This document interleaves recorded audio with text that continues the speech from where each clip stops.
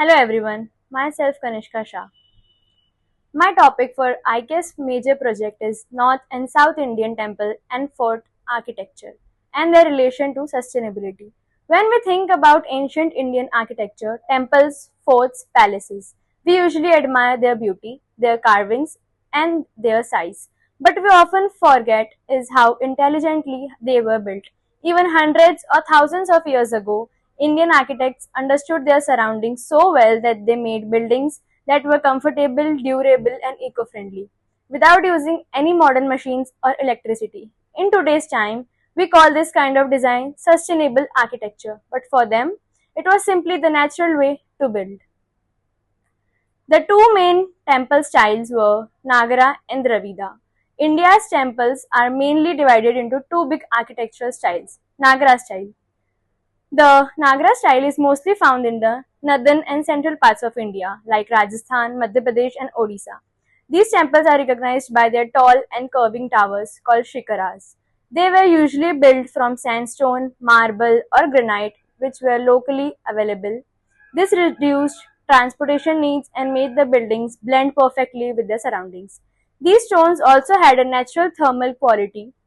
They stayed cool in summer and warm in winter, so people could comfortably pray even during hot days. Nagara temples were mostly compact. They had smaller sanctums that were shaded, and the thick walls helped in keeping the temperature pleasant inside. Dravida style. The Dravida temple style belongs to the southern part of India, mainly Tamil Nadu, Karnataka, and Andhra Pradesh. These temples looked different. Instead of tall, curving shikharas, they had pyramidal towers known as vimanas, which rise in steps. Dravida temples used granite and soapstone because these materials were strong and could handle humidity and heavy monsoon rains. They also had open courtyards, pillared halls, and large entrances, all of which helped in cross ventilation and allowed natural light to enter. How ancient builders practiced sustainability. Sustainability basically means using resources widely so that the environment is not harmed and the things can last for a long time. Ancient Indian builders practiced this without even calling it sustainability. They believed in living in harmony with nature, not dominating it. Their buildings were not just man-made structures, they were ecosystem. Here are some ways they achieved sustainability. Use of local materials. Use of local materials. Builders used stones, woods, and clay available near the site. This saved effort and matched the local climate perfectly.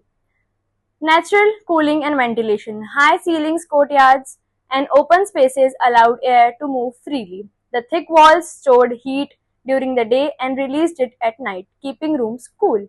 Water conservation. Temples and forts and tanks, stepwells and moats that collected rainwater and prevented wastage. Natural finishes.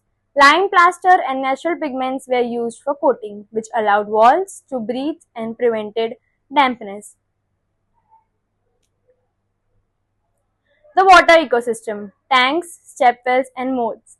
One of the most brilliant features of ancient architecture was how they managed water. Temples and forts were designed in the north. Temples often had small water tanks or kunds where devotees performed rituals and purification before entering. In the south, especially in Tamil Nadu and Karnataka, temples had large, carefully planned tanks called pushkarnis or kalyanis.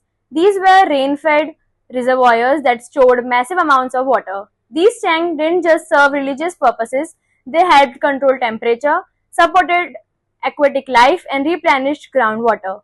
Forts also had moats, which were not only for defense but also worked as water storage systems. During monsoons, they also worked as water storage systems, collected rainwater, and prevented soil erosion around the fort. Even the roofs of temples and forts were carved with channels and slopes that directed rainwater into these tanks and wells, so nothing went to waste. This shows how thoughtfully every element was designed, from the top of the tower to the ground beneath, using natural light, and air. Another amazing thing is how our ancestors used sunlight and air so effectively. They studied how the sun moved throughout the year and placed temples in such a way that sunlight would fall directly on the main deity during certain times or festivals. This wasn't just scientific, it was symbolic too. It connected the temple's spiritual rhythm with nature's rhythm. The mandaps and open courtyards let in enough air and daylight, reducing the need for lamps or artificial cooling. Even today, when you walk inside these temples, you can feel the gentle breeze and natural light. That's intelligent architecture. The Jaisalmer fort, built in 1156 AD, is called the Living Fort because people still live inside it. It's made from yellow sandstone, which not only gives it a golden glow but also helps reflect sunlight and keep the interiors cool in the desert heat.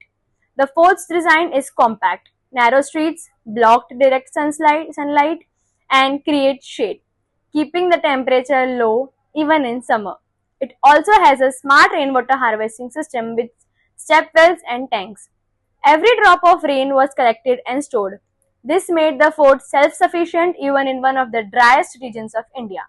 It's a perfect example of how sustainability and daily life worked hand in hand. And another case is of Brihadeswara temple, built around 1010 CE by Raja Raja Chola I. The Brihadeswara temple is one of the greatest examples of Dravidian architecture. It's made entirely of granite, even though granite wasn't locally available, which means the builders transported heavy stones across long distances using ancient engineering techniques. The temple structure shows how carefully they planned everything.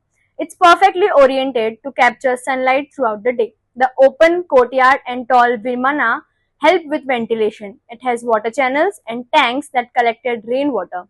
Even after 1,000 years, the temple still stands strong, showing that durability itself is a form of sustainability. Ancient lessons for the modern world. What all this tells us is that sustainability is not a modern invention. Our ancestors practiced it naturally because they respected nature. They didn't waste resources or overbuild. Everything had a reason and a purpose. They focused on climatic friendly design, water conservation, and community well being. Today, if we adopt the same ideas using local materials, designing for natural ventilation, saving water, and balancing with nature, we can make our buildings more eco friendly and long lasting. Modern sustainability often depends on technology, but ancient India teaches us that true sustainability comes from understanding nature itself. In conclusion, both Nagara and Dravida temple styles, along with India's great forts, are living examples of how architecture can be beautiful, spiritual, and sustainable all at once. These structures remind us that architecture is not just about walls and roofs, it's about how humans, natures, and culture can exist together in balance. By learning from the past, we can build a future that's not only modern but also wise. Because sustainability isn't about being new, it's about remembering what our ancestors already knew. Thank you.